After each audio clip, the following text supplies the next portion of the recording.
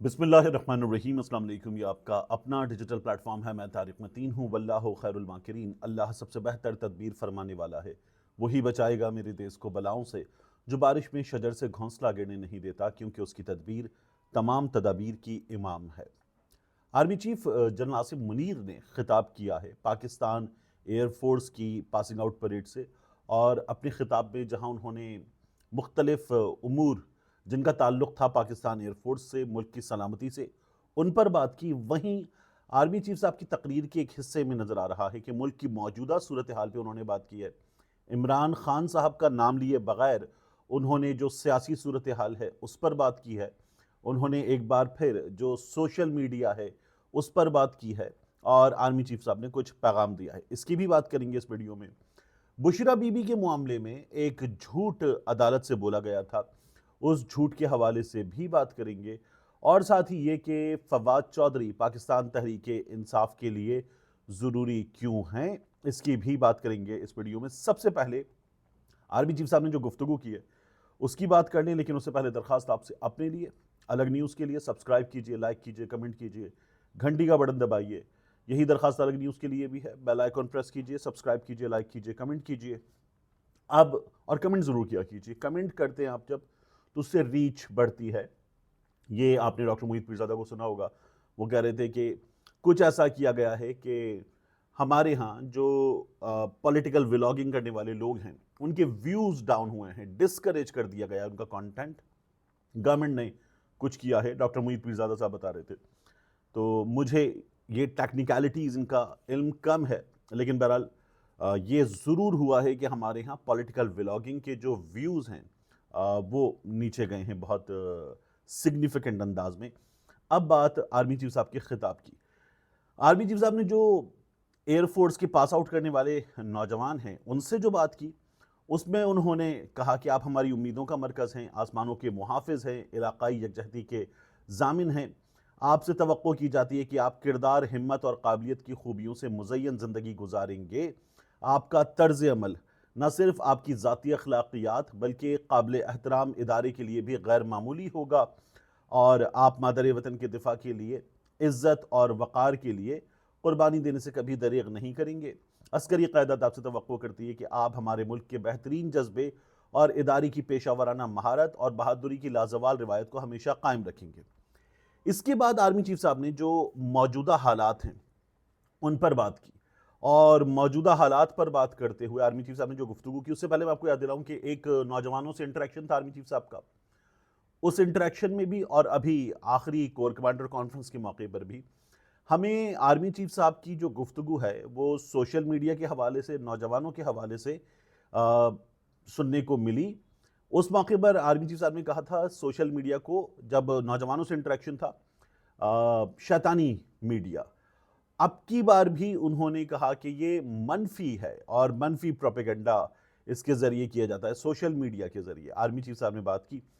अब उन्होंने एक बार फिर जो इजहार है, इजहार राय है, उस पर बात की है। उन्होंने कहा कि इस्लामी जमहूरिया पाकिस्तान के, ये आर्मी चीफ साहब के वर्ड्स कोट अनकोट मैं आपके सामने रख रहा हूँ, इस्लामी जमहूरिया पाकिस्तान के आइन के आर्टिकल 19 में वाज़े तौर पर आज़ादी इजहार और इजहार राय की हदूद मुतय्यन की गई हैं।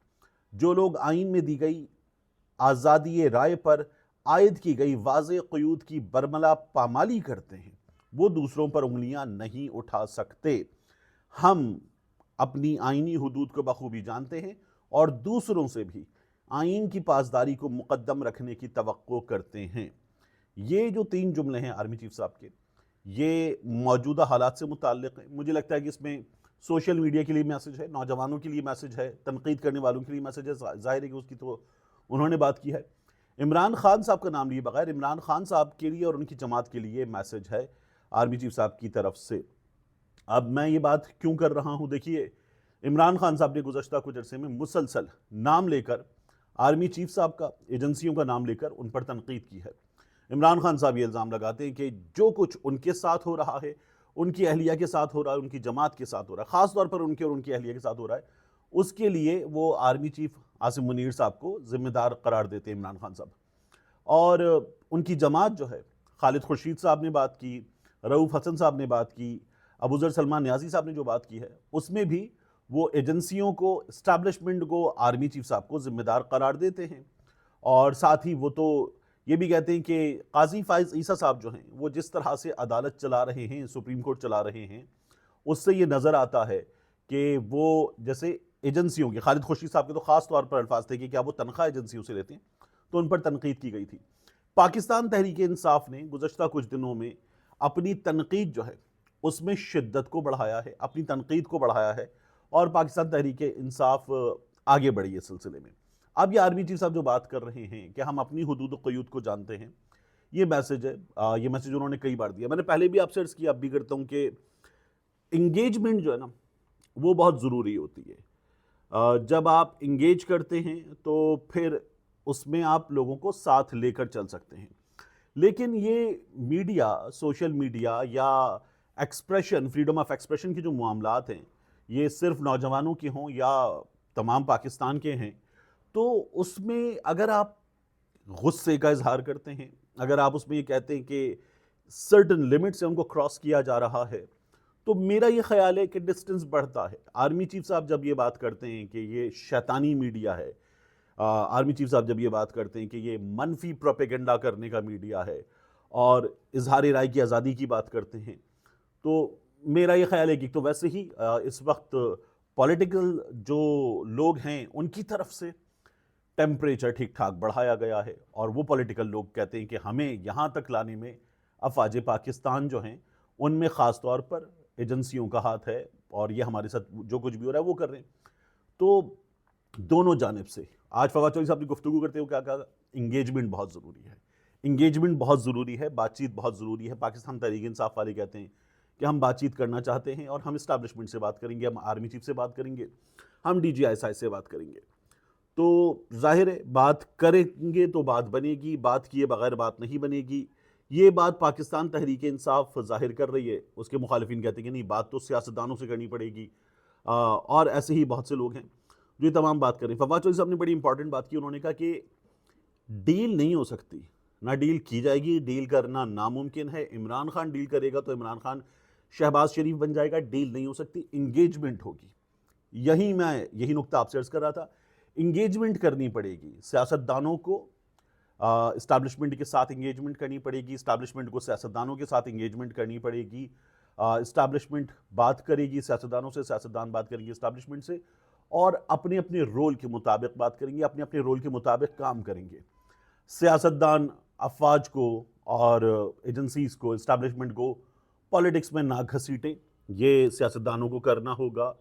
اور اسی طرح سے اسٹیبلشمنٹ پالیٹکس سے دور رہے, افواج پالیٹکس سے دور رہیں, مسلسل ایجنسیز پالیٹکس سے دور رہیں, یہ ان کو کرنا ہوگا. اس کے لیے بات چیت کرنی ہوگی, انگیجمنٹ کرنی ہوگی, ڈیل نہیں ہو سکتی, اس میں ڈیل نہیں ہوگی. اور ڈیل کرنے والا جو ہے وہ مسترد کر دیا جائے گا, اٹھا کر پھینک دیا جائے گا لوگوں کی جانب سے. یہ بات سمجھ میں آ رہی ہے.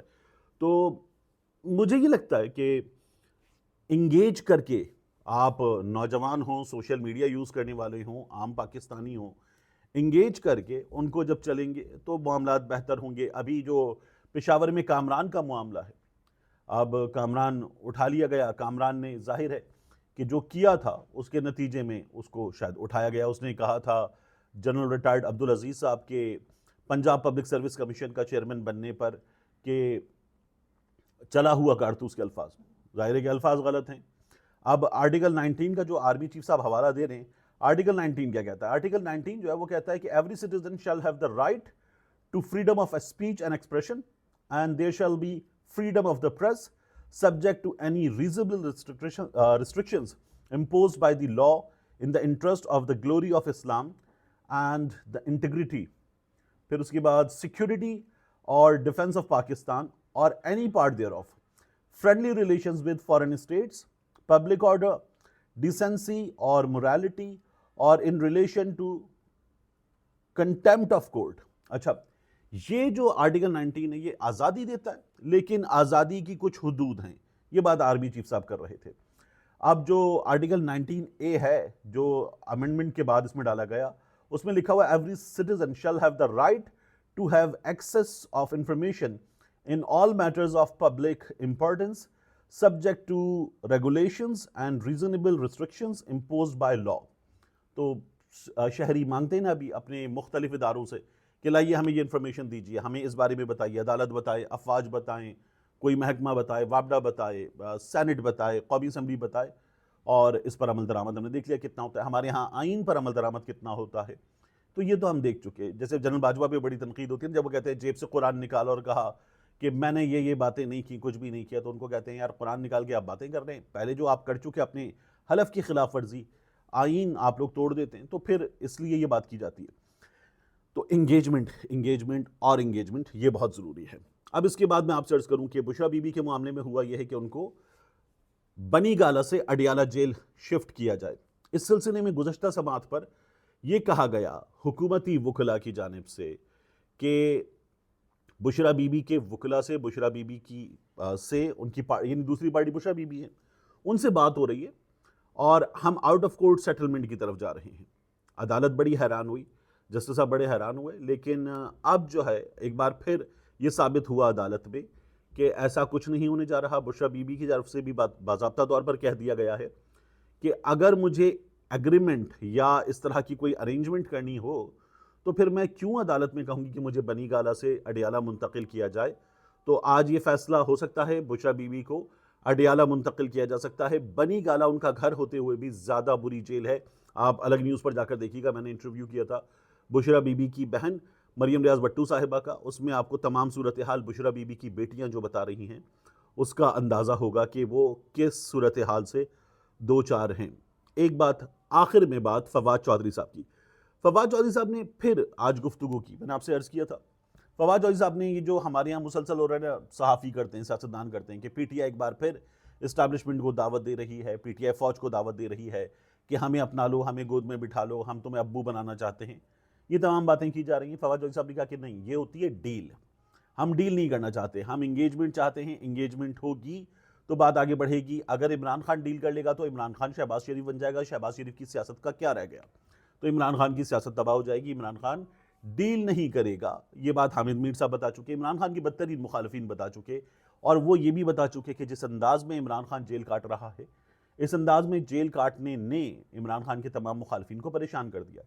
تو فواد چودھری صاحب جس انداز میں بات کرتے ہیں، جس انداز میں وہ تمام ڈیل کا تاثر اور یہ تمام گفتگو زائل کر چکے بڑی آسانی کے ساتھ، اس سے ہمیں یہ نظر آتا ہے کہ پاکستان تحریک انصاف کے موجودہ ترجمانوں کو، جو فواد چودھری کا راستہ بھی روک رہے، سیکھنے کی ضرورت ہے فواد چودھری سے، اور اپنی جماعت کا موقف سامنے رکھتے ہوئے انہیں یہ سیکھنا چاہیے کہ فواد چودھری کیا بتا رہے ہیں اور کیسے بتایا جاتا ہے اپنا موقف لوگوں کے سامنے. ملتے ہیں انشاءاللہ آپ سے اگلی ویڈیو میں.